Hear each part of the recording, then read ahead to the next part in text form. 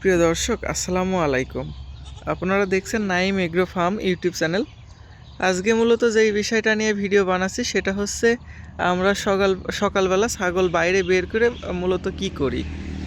দেখতে পাচ্ছেন দর্শক, আমার সামনে কিন্তু সেলিম ভাই দেখা যাচ্ছে। সে কিন্তু ছাগলের বাচ্চাটার দুধ খেতে দিচ্ছে। ওটা কিন্তু ওই ছাগলেরই বাচ্চা। ওর কিন্তু দুইটা বাচ্চা হলে একটা মারা গিয়েছে আর একটা কিন্তু আছে। ও কিন্তু ওর বাচ্চাটা নিজে নিজে দুধ খেতে দেয় না। বাচ্চাটার কিন্তু যেই কবারে দুধ খাওয়ানো লাগে ধরে তারপরে খাওয়াইতে হয়। আর একটা জিনিস দর্শক, আমরা কিন্তু সকালবেলা ছাগলগুলা বাইরে বের করেই সর্বপ্রথম আমরা কিন্তু খড় ভুসি একসাথে মাখিয়ে খাবারের এই ট্রের ভিতর দিয়ে তারপরে কিন্তু ছাগলগুলা ছাড়ি। দেখতে পাচ্ছেন দর্শক, প্রায় সব ছাগলই এই জায়গায় খাবারটা খাচ্ছে। আর কিছু ছাগল কিন্তু একল ওকল হেঁটে বেড়াচ্ছে। মানে ছাগল সবসময় সব ছাগল একসাথে খাবে না, এটাই স্বাভাবিক। কিছু ছাগল খাবে, কিছু ছাগল ঘুরে বেড়াবে, কিছু ছাগল ঘরের ভিতরেই থাকবে। আর একটা জিনিস দর্শক, আমি কিন্তু কিছুদিন আগে কৃমিনাশক করেছি আমার ছাগলগুলোকে। কিন্তু আমি এখন জিঙ্ক খেতে দিচ্ছি। সকালবেলায় খড়ের সাথে কিন্তু আমি জিঙ্ক দিচ্ছি। জিঙ্ক কিন্তু ছাগলে এমনিতেই খুব খায়। মানে জিঙ্ক দিয়ে যদি আপনার খড় মাখিয়ে দেওয়া যায় তাও কিন্তু ছাগলে খেয়ে পেট ভরিয়ে ফেলে। আর একটা জিনিস, আমার কিন্তু মেলা ছাগল, ওই জন্যই কিন্তু আমি মূলত খড়ের সাথে জিঙ্কটা দিচ্ছি। অল্প ছাগল হইলে কিন্তু আমি ধরে খাওয়াতাম, বেশি ছাগল বলেই কিন্তু আমি এইভাবে দিচ্ছি।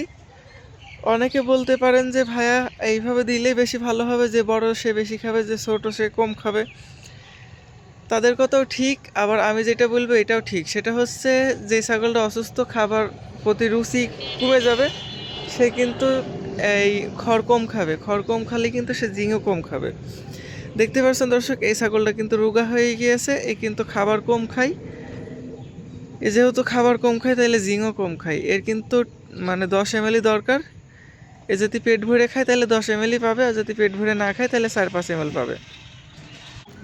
দেখতে পাচ্ছেন দর্শক, আমি কিন্তু খুব ভোরে এসেছি আমার খামারে। এখন কিন্তু আনুমানিক 6টা 6:30 বাজে সকাল। দর্শক, সকালবেলা আমাদের খামারের দৃশ্য খুবই শান্ত থাকে। আমার খামারটা কিন্তু মেন রাস্তার সাথে।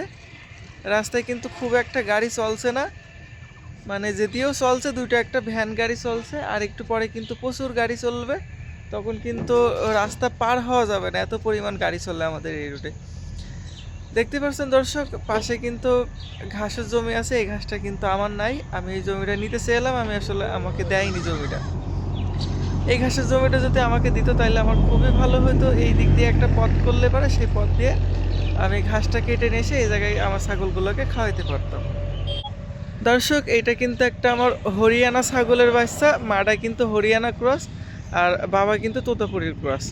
সব মিলিয়ে মাশাল্লাহ বাচ্চা যেটা এসেছে সেটা কিন্তু হরিয়ানা তোতাপুরি দুইটাই মিক্সড এসেছে।